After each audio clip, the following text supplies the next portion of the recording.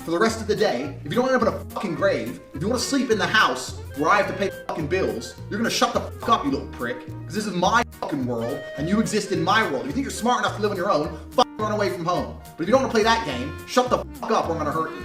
Does he not? I was getting on a plane and I could see through the cockpit that a female was the pilot, and I took a picture and I said, most women I know can't even park a car. Why is a woman flying my plane? And they banned me. In this show, if I'm not allowed to talk. Get the fuck out. Goodbye. Fuck you and your show. Okay, then get the fuck out of here. I will get the fuck out of here, nigga. It's given you ain't get pussy until you was 20-something years old. Fantastic. Fantastic. It was actually 18. All right, you gotta go, man. You gotta go. All right, bye. You gotta go. You're wild. So, all right, you gotta go. Thank you guys. And then to go to another level, she's not gonna be dressed. What do you? No, because I don't like that example. What are you trying to say?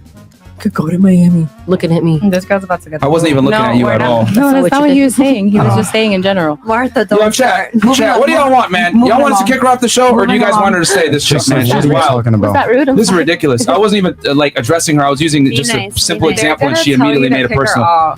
Ones of you guys want me to kick her out. Two of you guys want her to stay. It's up to y'all. Let the chat choose.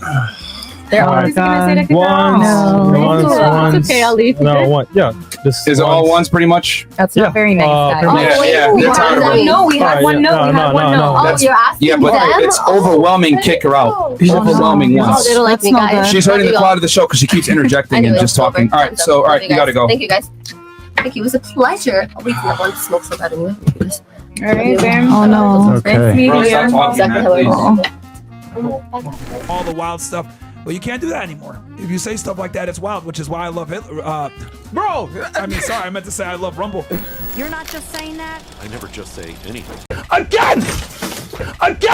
You know, the part in the Manosphere that no one wants to talk about is how this high-value world is dying. Not because critics exposed it, not because women rejected it, because the men who followed it saw the results, saw the lack thereof results. And the results didn't look like freedom. They looked like isolation. It looked pretty sad. For years, the promise was simple. Do what they say and your life will level up. At least that's what they were telling the people who was watching them. But what actually happened was relationships didn't improve, peace didn't arrive, confidence turned into bitterness, loneliness increased, and anger became the default emotion. A lot of men didn't become high value, actually. They became chronically online, emotionally numb, and socially awkward. They had a mindset of grinding endlessly. I mean, they were suspicious of everyone, especially if you was a woman, and talking about women like they were the enemies, while still wanting intimacy from them. It never really made sense from the beginning, but I mean, the contradiction was the thing that broke the spell for a lot of people. At some point, the audience started noticing something uncomfortable, that the leaders didn't look happy themselves. How can you tell me about my life if you could see the unhappiness on their face? None of these people who was preaching these things to these people, and a lot of the time they were kids, none of them were calm, none of them looked fulfilled in life, none of them were grounded. I mean, they were just loud and just hateful. I mean, they had the same talking points, same studio setup, same recycled guests, same OnlyFans models getting kicked out for the 1,000th time. It's like, how many times can you do that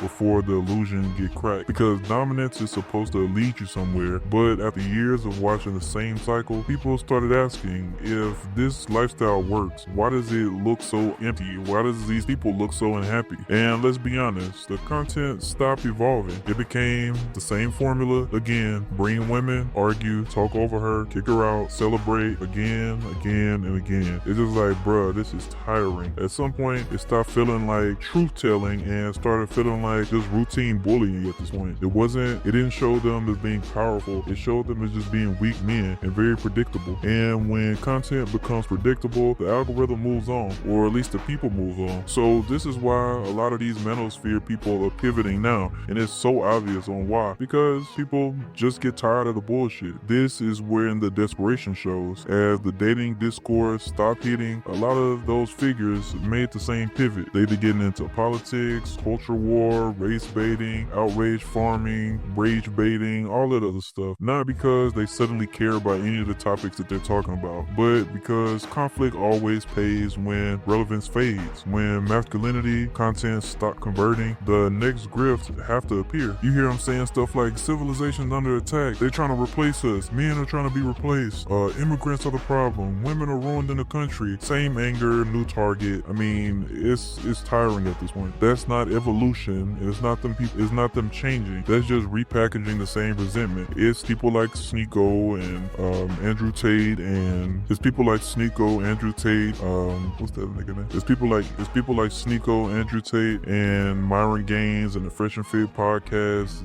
People like that. Those are the people. Every online grills follow the same arc. It's empowerment first. Then after that, it's identity. Then it's dependency. Then you get radicalized. Once the dating advice fails, the only way to keep people watching is to give them someone to blame. You can't have a podcast like that if you're not blaming something. So that's why race get introduced. That's why they doing the Hail Hitler stuff. That's why it's us versus them languages increase. This is why the tone is just getting darker and darker, and they head down a weird path. But I mean, honestly, we all knew it was gonna come here because fear holds attention longer than hope. So they know this. So they know that they just need to get people. They need hatred and they need people scared, and that's gonna feed them views. But it won't last forever because with outrage culture, it only lasts as much as you can outrage. So the bar is gonna keep getting lower and lower and lower for them for the things that they have to do to garner people's attention. And I think the saddest question, and I think the quietest truth of all is in their faces. If you just look at these people in the face, not the clips, not the bravado, not all the yelling and all the trolling that they're doing. Just look at them when they're not performing. They don't look content with their life. They don't look happy. They don't look grateful for the opportunity that they have. They don't look settled. They don't look joyful. They just look tense and just weird, because building an identity around dominance means you can never relax. There's always a new enemy, always a new threat, always a new group to defeat. And that's just exhausting, to be honest with you. I can't believe people even still tune in for the stuff that they're even doing, but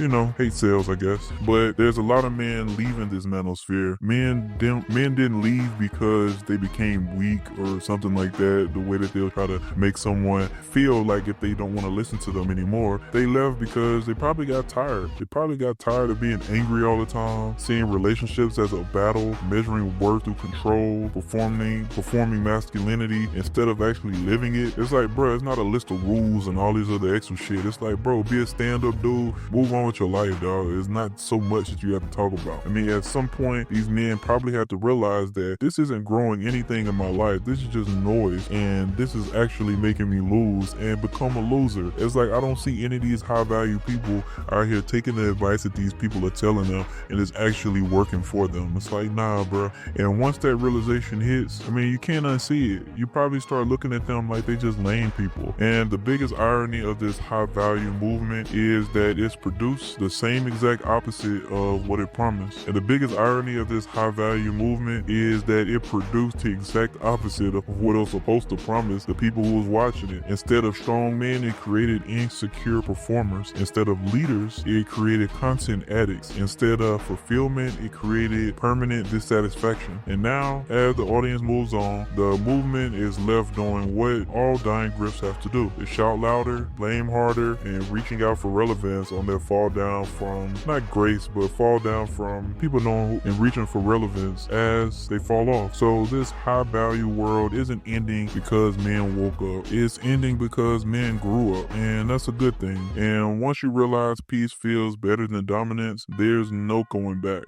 Well, that's been my video for today. Y'all let me know how y'all feel about the manosphere and high value culture just dying off. Do you think it's dying off? Maybe you disagree. Y'all let me know in the comments below.